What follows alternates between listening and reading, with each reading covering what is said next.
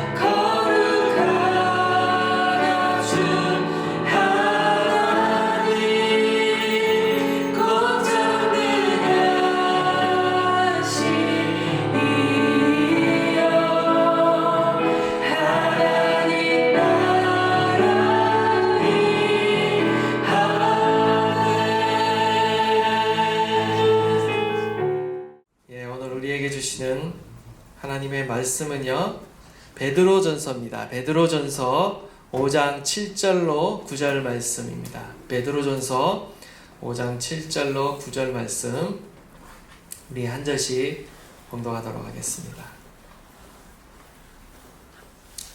너희 염려를 다 주께 맡기라. 이는 그가 너희를 돌보심이라.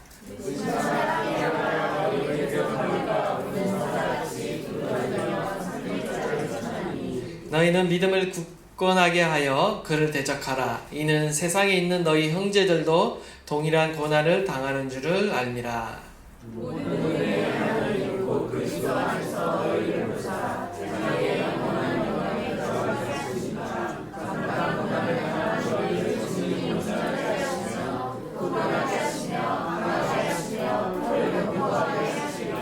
다 함께 봉독하겠습니다. 권능이 셋에 무궁하도록 그에게 있을지어다. 아멘. 예, 잠시 히브리서를 멈추고요. 또 하나님이 주신 감동이 있어서 오늘은 다른 본문으로 말씀을 나누고자 합니다. 우리가 살아가면서 우리는 수많은 불안과 염려 그리고 걱정과 근심 속에서 살아가게 됩니다. 세상에는 참으로 걱정할 일이 많이 있습니다. 온갖 질병과 사고가 있고요. 또 직장과 사업의 문제, 어떤 실직의 문제, 때로는 가정의 문제, 부부의 문제, 자녀의 문제, 온갖 인간관계의 그 문제에 얽히고 설켜서 우리는 살아가고 있습니다.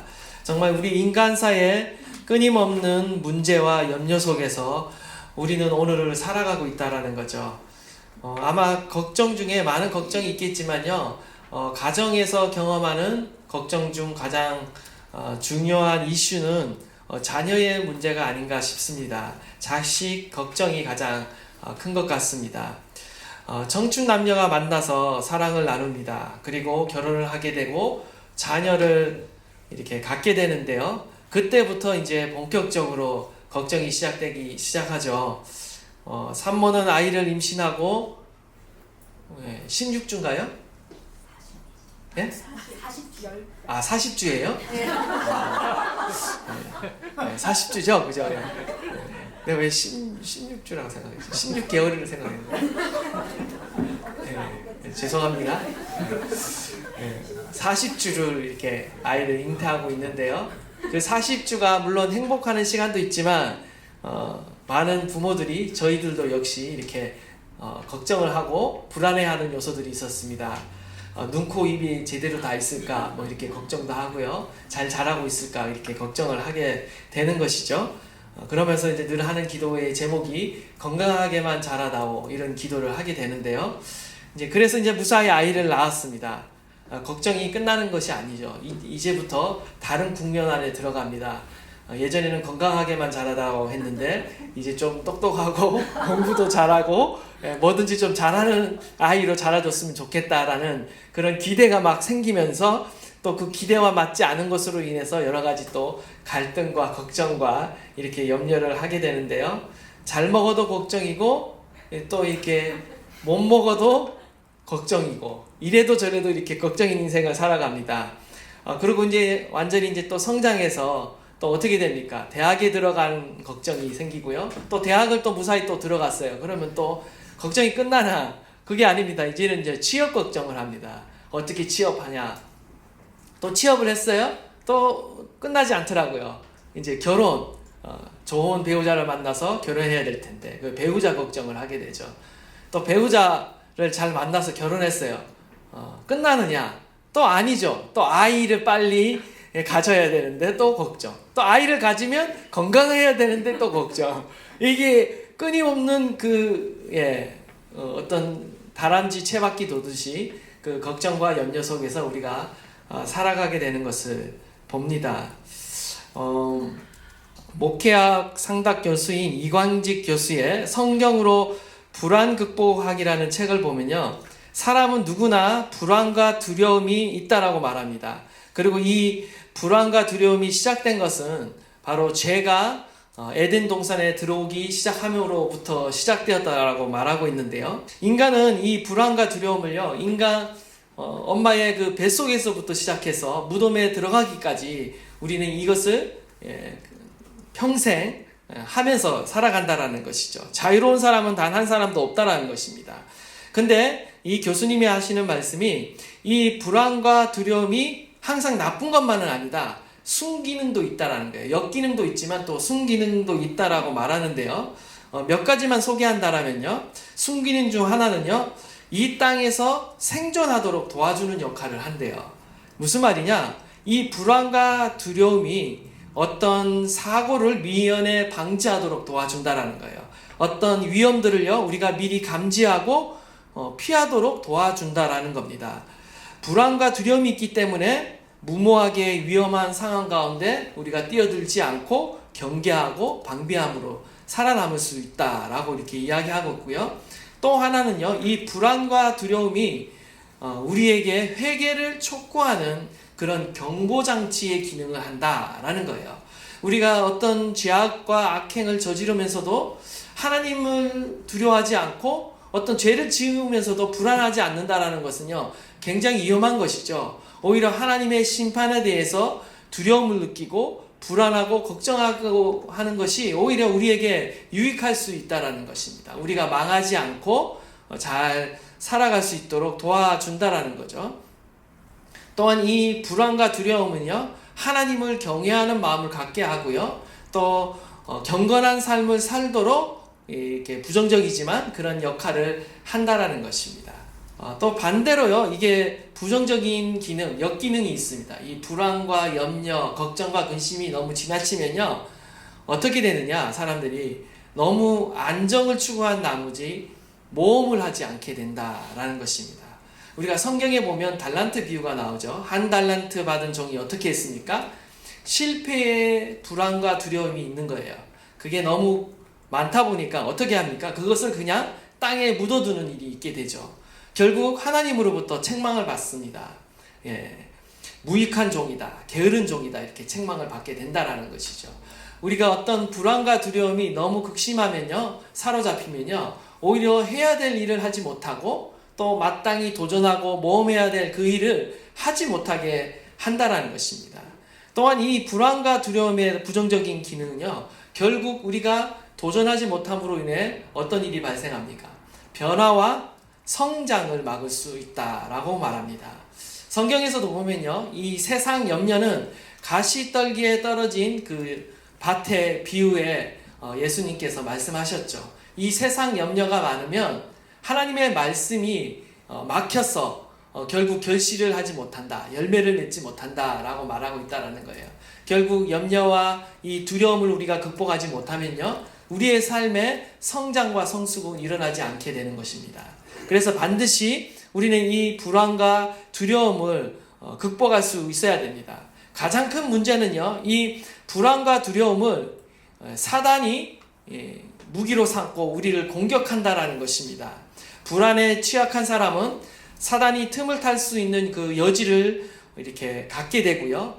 사단은 항상 우리가 가진 이 불안과 두려움을 가지고요, 과장되고 왜곡된 정보를 우리 가운데, 우리의 마음 가운데 심어준다라는 거예요. 결국 이 과도한 불안과 염려 때문에 우리가 믿음의 삶을 살아가지 못하고 하나님의 사명을 수행하지 못하는 그런 결과를 낳게 된다는 것입니다. 오늘 본문은요, 이 사도 베드로가 지금 여러 가지 핍박과 고난으로 인해서 불안과 두려움을 겪고 있는 그 성도들을 향해 그 두려움을 극복할 수 있는, 그 염려를 극복할 수 있는 그 비결을 우리에게 소개해 주고 있습니다. 우리가 오늘 말씀을 통해서 우리가 가진 모든 문제와 불안과 걱정과 두려움을 우리가 또한 극복할 수 있기를 간절히 바랍니다. 우리 7절 말씀인데요, 우리 다 함께 한번 읽도록 하겠습니다. 시작. 너희 염려를 다 주께 맡기라. 이는 그가 너희를 돌보심이라. 하나님께서는요, 우리가 걱정하고 염려하기보다는 그 걱정거리를, 염려거리를 다 어떻게 하라고요? 주님께 맡기라고 말씀하십니다. 베드로는 우리가 고난을 이기고 승리하기 위해서는 반드시 우리의 모든 염려와 불안을 주님께 맡겨버리는 그 신앙의 자세가 필요하다라고 말하고 있습니다. 여기서 우리는 이 염려라는 단어를 묵상해 볼 필요가 있는데요. 염려라는 이 단어는 헬라어로 메리 문화입니다. 메리조라는 동사에서 나왔는데 이 메리조 동사의 의미는요, 여러 조각으로 나누다 라는 의미를 갖고 있습니다. 여러 조각으로 나누다.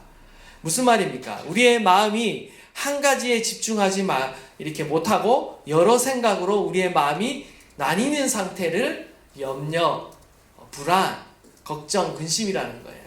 우리의 마음이 나뉘게 된다라는 거죠. 염려가 우리의 마음속에 들어오면요, 우리의 마음이 나뉘게 되어 있습니다.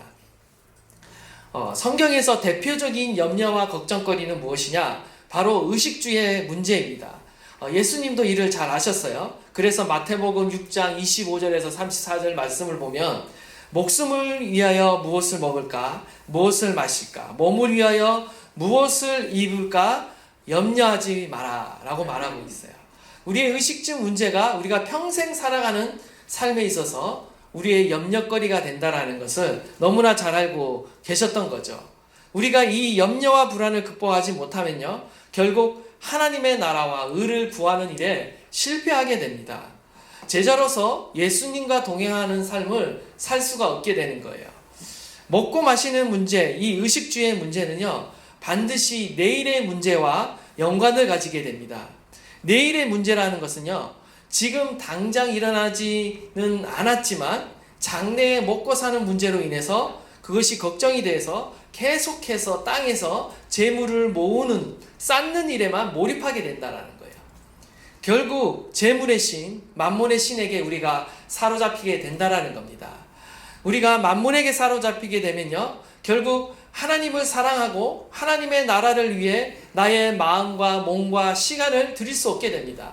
마음의 여력이 남아있지 않은 것이죠. 내 마음이 온통 재물에게 빼앗겼기 때문에, 세상 염려에 빼앗겼기 때문에 내 마음 가운데 주님을 둘 자리가 없게 된다는 것이죠. 이것이 가장 큰 문제가 된다는 것입니다. 우리는 시간이 없는 것이 아니라 사실 마음이 없는 것입니다. 마음의 여유가 없는 것이죠. 삶의 우선순위가 무너지게 된 것입니다. 이것이 바로 염려가 가지고 있는 부정적인 영향력이다. 염려의 능력이다 라는 겁니다. 따라서 우리는 이를 극복하기 위해서 염려를, 우리 안에 끊임없이 일어나는 이 염려를 주님께 맡기는 그 훈련을 해야 한다는 거예요. 이것도 훈련이 필요하다는 거죠.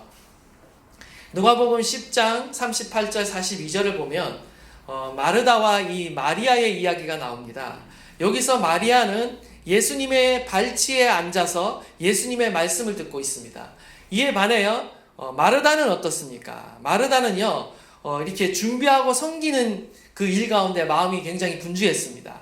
그래서 나중에 결국 불만과 불평이 터져 나오는데요, 이때 예수님이 하신 말씀이 있습니다. 뭐라고 말씀하시는지 우리 누가복음 10장 41절 42절 말씀 우리 한번 다 함께 봉독하도록 하겠습니다. 시작. 마르다야 마르다야, 내가 많은 일로 염려하고 근심하나 너까지만 하지 모든 가지를 소중하다. 마리아는 이 좋은 것을 택하였으니 빼앗기지 아니하리라 하시니라. 아멘. 마르다가 너무 많은 일과 또 섬기는 일로 인해서 지금 염려와 근심 가운데 마음이 나뉘게 되었습니다. 그래서 반드시 집중해야 될 본질적인 것에 집중하지 못하고 있다는 것이죠. 하나님께서는요, 우리가 일상생활 가운데 우리의 마음을 빼앗기지 않기를 원하고 계세요. 우리의 마음이요, only one thing, 한 가지에 먼저 집중하기를 원하신다라는 거예요. 그 집중하기 원하시는 것이 무엇이냐? 바로 주님께 집중하기를 원하신다는 거예요. 마치 마리아처럼 지금 하나님의 그 발치 아래서 하나님의 임재 아래에 거하는 것, 그것 가운데 먼저 우리가 집중해야 한다는 거죠. 그리고 주님의 그 임재 안에서 주의 말씀에 먼저 귀를 기울여야 한다는 거예요. 그리할 때 우리의 마음이 세상 가운데 빼앗기지 않게 된다는 거예요. 무엇이 더 중요한지를 알게 된다는 거죠. 우리는 여기서 또 하나의 단어, 맡기다라는 단어를 묵상해 볼 필요가 있습니다. 이 맡기다라는 단어는요, 헬라어로 에피립토라는 단어인데, 위에 던져버리다, 위를 향하여 던져버리다 라는 그런 의미가 있습니다. 여러분, 예수님이 예루살렘에 입성하실 때 사람들이, 군중들이 어떻게 합니까? 호산나 다윗의 자손이여 막 찬양하면서 무엇을 하죠? 던지던 게 있었죠. 이 종려나무 가지도 던지고 그 옷, 자기가 겉옷을 던져서 낙이 등 위에 던져갖고 그 위에 안장을 만들어서 예수님을 그 위에 앉히게 되죠. 이때 던지다라는 단어가 바로 이 동일한 단어를 사용하고 있다라는 거죠. 우리는요, 예수님께 우리의 염려와 걱정을 던져야 됩니다. 영어로는 캐스트라고 되어 있는데요. 내 모든 걱정을 주님께 던져버리라, 이런 의미입니다. 우리는 우리 마음에 들어오는 그 염려와 근심과 불안과 두려움들을요, 하나님께 던져버리는 훈련을 해야 합니다. 하나님께서는요, 저와 여러분을 향해 말씀하세요. 내가 붙들고 있는 그 마음, 내가 붙들고 있는 그 염려와 걱정, 그 불안과 두려워하는 그 마음, 이제는 붙잡지 말고 주님 앞에 내려놓으라는 것입니다. 내가 해결할 수 있는 문제가 아니라는 거죠. 나에게 던져버리라고 주님은 오늘도 우리 가운데 말씀하고 계시는 줄 믿습니다.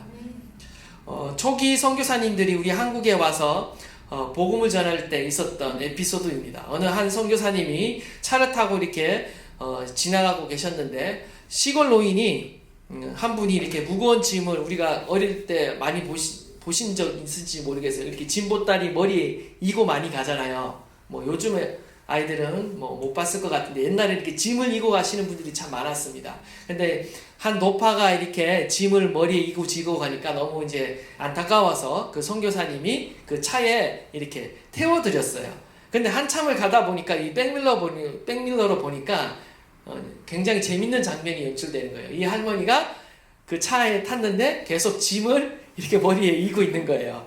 그래서 할머니 왜 짐을 내려놓지 않고 있냐고 이렇게 하니까 뭐라고 대답하냐면, 나 혼자 이렇게 공짜로 얻어 타는 것도 너무나 죄송하고 미안해서 감히 짐을 내려놓을 수 없었다는 거예요.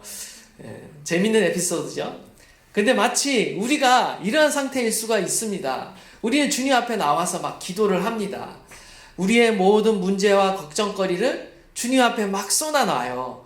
그리고 이제 일어날 때쯤 되면 어떻게 합니까? 그 걱정과 염려를 다시 머리에 짊어지고 돌아가는 거예요. 우리가 기도라는 게 뭐예요?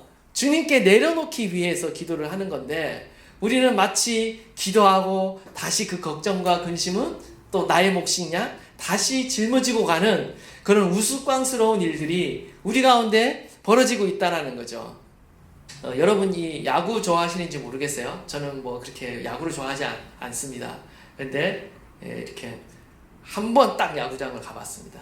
고척 돔 야구장을 가봤는데, 그날 하필이면 야구가 굉장히 재미없었어요. 뭐 안타도 별로 나오지 않고 뭐 홈런도 나오지 않고, 결국 기억에 남는 것은 에너지 넘치는 그 응원단장과 그 뭡니까 치어리더들 이렇게 막 이렇게 응원하는 모습, 그거 기억에 남고, 그 다음에 또 하나 기억에 남는 거는 함께 같이 간 동료들과 함께 치킨 먹은 거, 딱 두 가지가 기억에 남는데요. 뭐 제가 이걸 말하고자 하는 것이 아니라, 이 야구를 여러분이 잘 아시면 투수와 이렇게 포수가 있잖아요. 여러분이 투수라고 가정해 보세요. 여러분이 투수이고 예수님은 포수이다.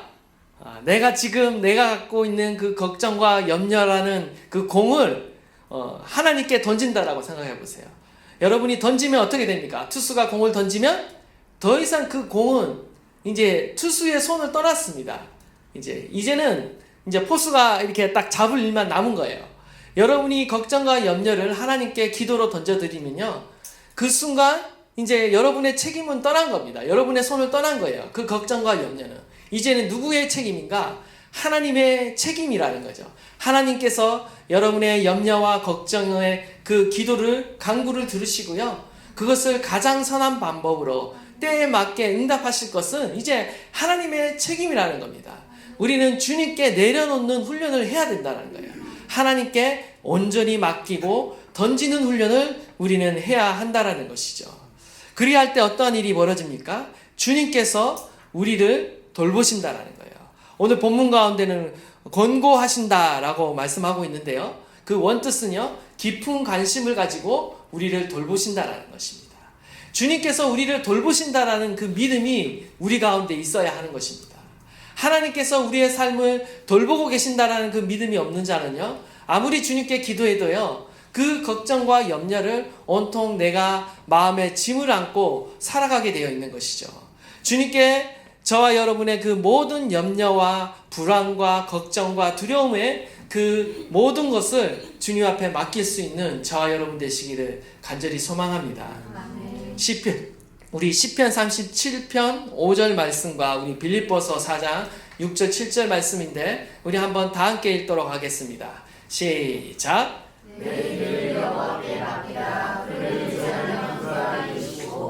아무것도 염려하지 말고 다만 모든 일에 기도와 간구로 너희 구할 것을 감사함으로 하나님께 아뢰라. 그리하면 모든 지각에 뛰어난 하나님의 평강이 그리스도 예수 안에서 너희 마음과 생각을 지키시리라. 아멘. 우리의 마음을 걱정과 염려로부터 지키는 비결은 바로 하나님께 기도로 던져드리는 것입니다. 맡기는 것입니다. 맡길 때 우리의 마음이 주님의 임재 가운데 지켜지는 것이죠. 하나님의 평강 가운데 지켜지는 것입니다. 부지런하게 던질 수 있기를 간절히 소망합니다. 두 번째로 우리 8절 말씀 다 함께 읽도록 하겠습니다. 근심하라 깨어라 너희 대적 마귀가 우는 사자같이 두루다니며 삼킬 자를 찾나니. 두 번째 비결은요, 정신을 바짝 차리라는 거예요. 정신을 바짝 차리고 기도하라는 것인데요, 베드로는 그리스도인들이 모든 염려를 주께 던져버리는 동시에 또 대적에 대해서 항상 깨어 있어야 된다, 경계하고 있어야 된다라고 교훈하고 있습니다. 베드로는 고난과 핍박의 시기에 사탄을 조심하라고 경고하고 있습니다. 그 이유는 사단이 굶주린 사자와 같이 지금 삼킬 자를 찾고 있다라는 거예요. 공격할 대상을 찾고 있다라는 겁니다. 여기 근신하라라고 되어 있는데 헬라어로는요, 정신을 바짝 차리라는 그런 의미를 갖고 있습니다. 정신을 바짝 차려라. 그리고 깨어라. 이 말은 무슨 말이에요? 잠들지 말고 깨어 있으라는 겁니다. 그러니까 한마디로 정신을 바짝 차리고 잠들지 말고 깨어 있으라 라고 우리에게 권면하고 있는 건데요, 이 얘기를 딱 하는 이유가 무엇이겠습니까? 베드로 자신이 과거 정신을 바짝 차리지 못하고 잠들어 있을 때가 있었다라는 거죠. 마태복음 26장 40절 41절 우리 한번 다 함께 읽도록 하겠습니다. 시작. 제자들에게 오사 그 자는 것을 보시고 베드로에게 말씀하시되 너희가 나와 함께 1시간도 이렇게 깨어 있을 수 없더냐. 시험에 들지 않게 깨어 기도하라. 마음에는 원이로되 육신이 약하도다 하시고. 지금 예수님께서 베드로에게 시험에 들지 않게 깨어 기도하라고 말씀하셨습니다. 그러나 베드로는 어떻습니까? 깨어 있는 일에 실패했고요, 기도하는 일에 실패했습니다. 결국 깊은 잠에 빠져서 자게 되죠. 결국 예수님을 3번이나 부인하는 처참한 실패를 그가 경험했던 겁니다. 완전 사단에게 정말 그 사단의 입에 물려서 극적으로 살아난 사람이 바로 이 베드로예요. 자신의 그 실패의 경험에 비춰서 이 권고를 하고 있는 것입니다. 베드로는요, 대적 마귀가 우는 사자와 같이 삼킬 자를 찾아다니고 있다. 너희는 나와 같이 졸지 말고 깨어 기도하라 라고 이렇게 말하고 있다라는 것입니다. 데살로니가전서 5장 6절에 그러므로 우리는 다른 이들과 같이 자지 말고 오직 깨어 정신을 차릴지냐. 베드로전서 4장 7절 만물의 마지막이 가까웠으니 그러므로 너희는 정신을 차리고 근신하여 기도하라. 이르시되 어찌하여 자느냐. 시험에 들지 않게 일어나 기도하라. 주님은요, 우리가 마지막 시대일수록요, 깨어 있으라는 말씀을 굉장히 많이 하고 있습니다. 자지 말고 깨어 있으라. 영적으로 잠들지 말라는 것입니다. 우리는 시험에 들지 않게 정신을 바짝 차리고 깨어 있어야 된다는 것이죠. 여기서 유념해야 할 것은 뭐냐? 바로 사단이 어떤 대상을 노리는지를 우리가 잘 알아야 돼요. 삼킬 자를 찾는다라고 그랬죠. 일반적으로는요, 사자는 아무 동물이나 공격하지 않습니다. 우리가 사자가 굉장히 백수의 왕으로서 진짜 어떤 동물이든 다 싸워 이길 것 같지만요, 여러분이 혹시 그 지오그래픽이나 이 다큐멘터리를 보시면 아시겠지만 사자가 사냥에 이렇게 성공할 확률이 그리 많지 않습니다. 10에서 한 20% 정도밖에 안 된다고 전문가들이 얘기를 해요. 심지어는 뭐 그런 영상들을 보면 오히려 어떤 소나 이 소뿔에 받쳐서 다치기도 하고 도망가기도 하고 쫓기기도 하고 이게 사자가 맞나? 내가 생각하던 사자가 맞나? 이런 생각이 들 정도예요.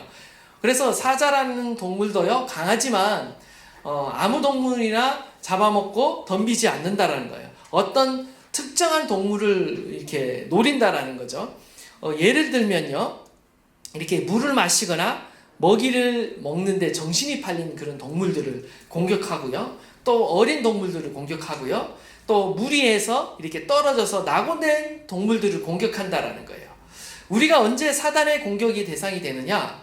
우리가 정신이 세상에 팔리면 사단의 공격 대상이 된다는 거죠. 다시 말해서 세상에서 먹고 마시는 일에 우리가 온통 우리의 정신이 빼앗기면요 공격 대상이 되는 거예요. 사단은요 가차없이 이러한 사람들의 마음을 세상 걱정과 근심으로 사로잡고 그들에게서 믿음을 빼앗아 버린다라는 거죠. 뿐만 아니라 사단의 공격 대상은요 또 어떤 자를 노리느냐, 공동체, 무리에서 떨어져 있는 자들을 노린다라는 거예요. 교회 공동체 안에 머물지 못하고 낙오된 사람들을 믿음의 공동체에서 떨어진 그 사람들을 노린다라는 거죠. 우리는 왜 함께 모이기를 힘써야 하는가? 왜 하나님은 우리를 그리스도의 몸으로 모이게 하셨는가? 그것은 바로요, 우리가 함께 모일 때 살아남을 수 있는 겁니다. 이 세상에서 살아남을 수 있는 거예요. 시험에서 살아남을 수 있고 영적 공경에서 살아남을 수 있는 거예요. 우리가 함께 모여야 깨어있을 수 있고요, 우리가 함께 모여야 믿음을 유지할 수 있는 겁니다. 서로가 서로를 보호하는 그 보호막 아래, 영적 보호막 아래 우리가 거할 수 있는 거라는 거죠. 그리스도인들은 결코 고난 중에 홀로 있는 존재가 아닙니다. 베드로가 지금 고난을 당하고 있는 그 그리스도인들에게 9절 하반절에 뭐라고 말하고 있냐면, 세상에 있는 너희 형제들도 동일한 고난을 당하는 줄 아노라 라고 말하고 있어요. 고난받는 사람이 너희들 뿐만 아니라 함께 지체가 되고 함께 그리스도의 몸된 교회의 형제들이, 자매들이 함께 고난을 당하고 있다는 거예요. 이것이 바로 큰 위로가 되는 것입니다. 힘이 되는 거예요. 우리만 고난을 당하고 있고 우리만 믿음의 싸움을 홀로 하고 있다라면 어찌 그 싸움 가운데 우리가 승리할 수 있겠습니까? 낙심되는 거죠. 그런데 우리가 함께 모여 예배하고 기도하는 가운데, 함께 깨어 기도하는 가운데 우리가 이 모든 불안과 염려와 두려움을 이기고 시련을 이기고 극복하고 끝내 승리할 수 있는 것입니다. 주님께서 우리 가운데 믿음의 공동체를 주신 이유인 줄 믿습니다. 신앙생활은 결코 혼자 할 수 없습니다.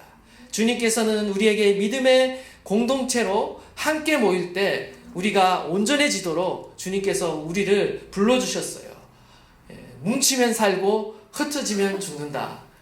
이거 무슨 구호인가요? 군에 있으신 분은 다 알죠? 우리가 뭉치면 살게 되어 있습니다. 신앙도 뭉치면 살게 되어 있어요. 혼자 아무리 내 안에 불을 일으키려고 해봐도 결국 혼자 하는 것은 너무나 힘들죠. 그러나 함께 모여 성령의 불, 기도의 불을 태울 때 우리는 함께 타오르게 되는 겁니다. 저와 여러분이요 함께 모여 예배하고 기도할 수 있는 거 정말 하나님의 은혜인 줄 믿습니다. 이 은혜를 지켜나가며 믿음을 지켜나가며 싸워 승리하는 저와 여러분 되시기를 간절히 축원합니다.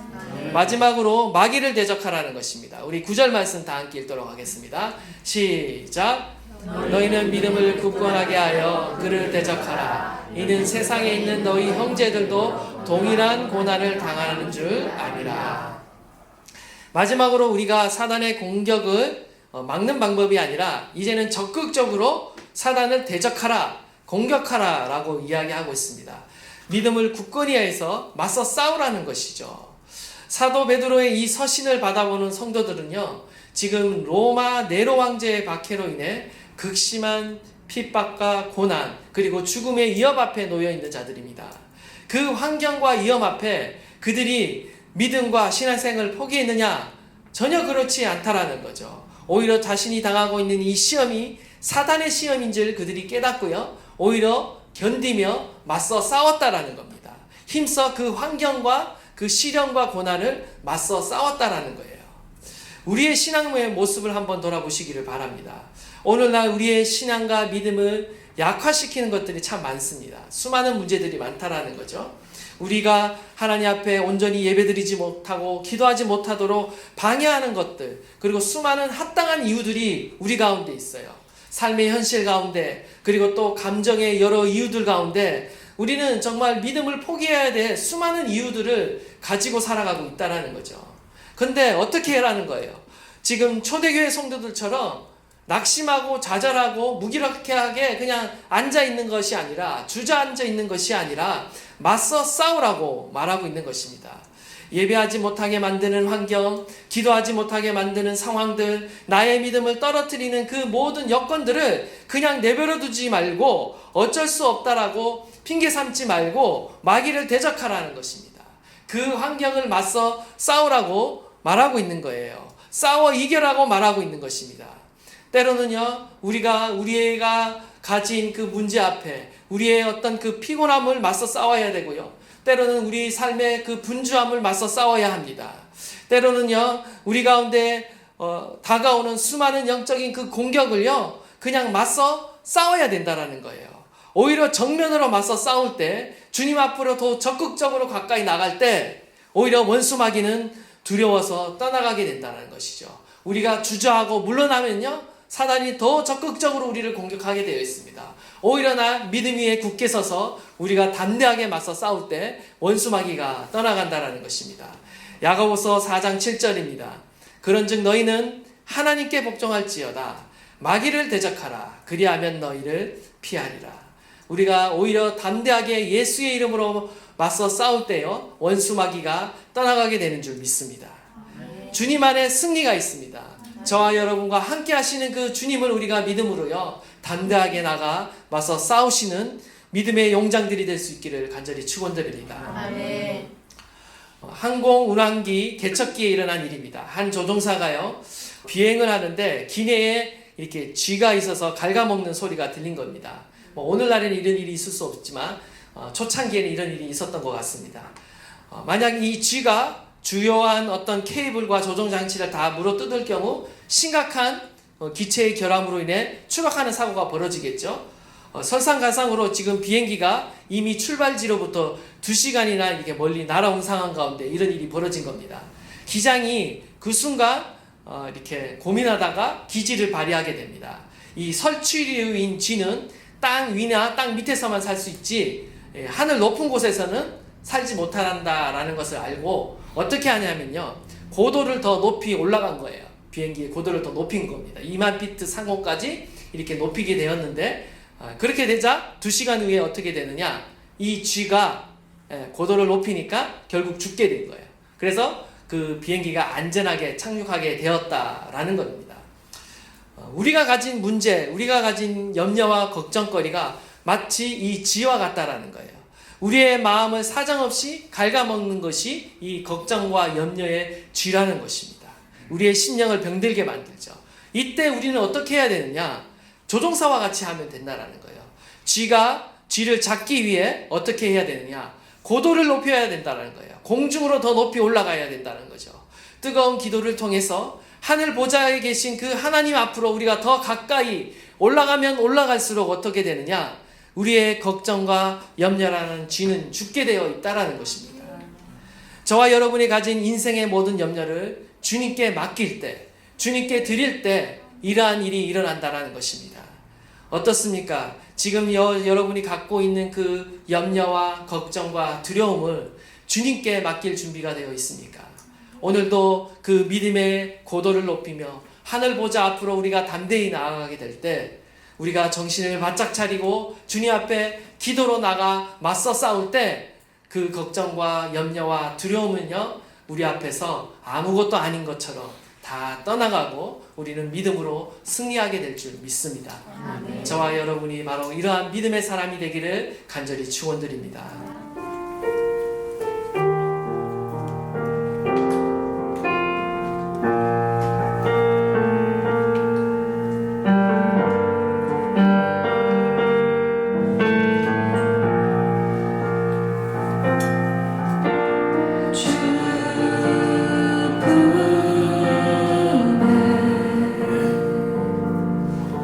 품에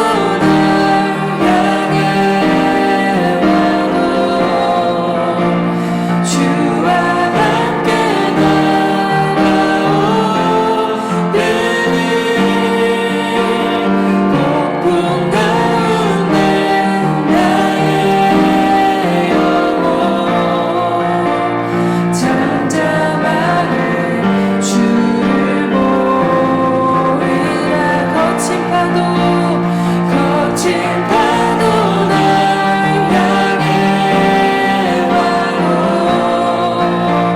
주와 함께 나아오르리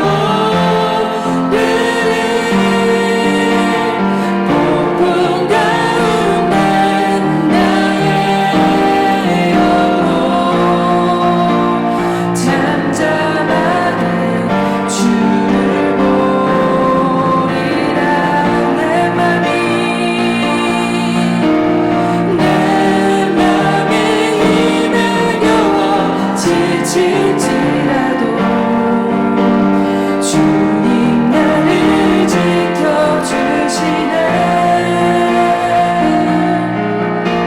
세상의 험한 풍파 몰아칠 때도 주님 나를 지켜주시네 내 맘이 힘에 겨워 지칠지라도 주님 나를 지켜주시네 세상의 험한 풍파 몰아칠 때도 주님 나를 지켜주시네 주님은 나의 산성 주님은 나의 요새 주님은 나의 소망 나의 힘이 되신 여호와 내 맘이 힘에 겨워 지칠지라도 주님 나를 지켜주시네 세상의 험한 풍파 몰아칠 때도 주님 나를 지켜주시네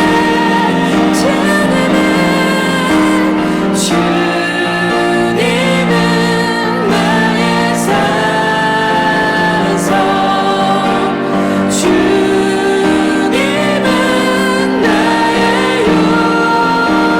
요새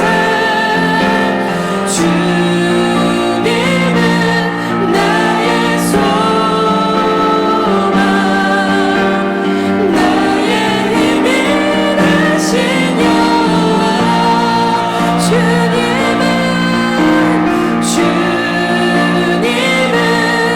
나의 산성 주님은 나의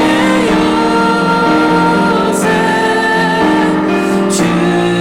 주님은 나의 소망 나의 힘이 되신 여호와 그렇습니다. 주님은 나의 산성이여 요새이십니다. 주님은 우리를 돕는 분이십니다. 우리를 견고하게 하시고요, 우리를 강하게 하시고요, 우리는 모든 시련과 곤란과 어려움 가운데 건지시는 주님이신 줄 믿습니다. 이러한 주님께 우리의 모든 염려와 걱정과 두려움과 불안과 그 모든 문제들을 주님께 던져버리는 저와 여러분 되시기를 간절히 축원합니다. 너희 염려를 다 주께 맡기라. 너희 염려를 다 주님께 다 던져버리라. 주님은 오늘도 우리에게 말씀하십니다. 정신을 바짝 차리고 기도하라. 마귀를 대적하라. 마귀에게 우리의 마음을 빼앗기지 말아야 되겠습니다.